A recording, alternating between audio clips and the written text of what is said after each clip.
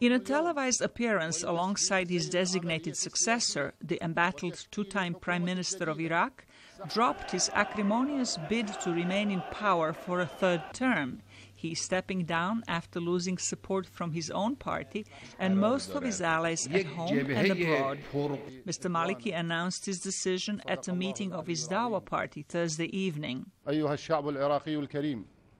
I announce before you today, in order to facilitate the political process and the formation of a new government, the withdrawal of my candidacy in favor of the brother Dr. Haidar al-Abadi.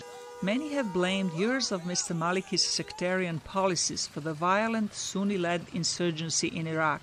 He failed to reach an agreement with Washington to keep a contingent of U.S. troops in the country beyond 2011.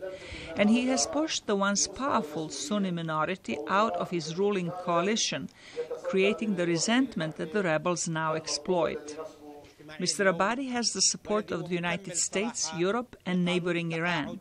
But U.S. President Barack Obama has made it clear the future of Iraq depends on Iraqis. We will continue airstrikes to protect our people and facilities in Iraq.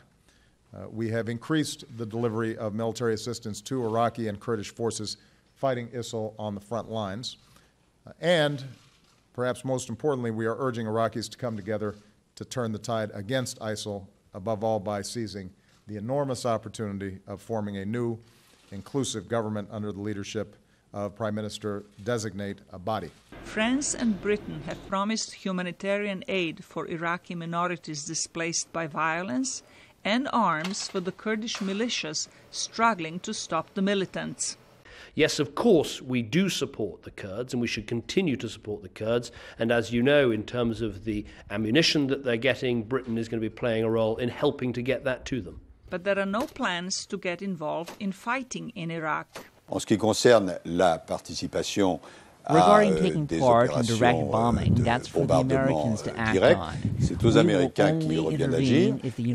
Et nous n'intervenons que si le Conseil de sécurité des Nations Unies nous en a donné l'autorisation et si des conditions sont réunies qui ne le sont pas actuellement.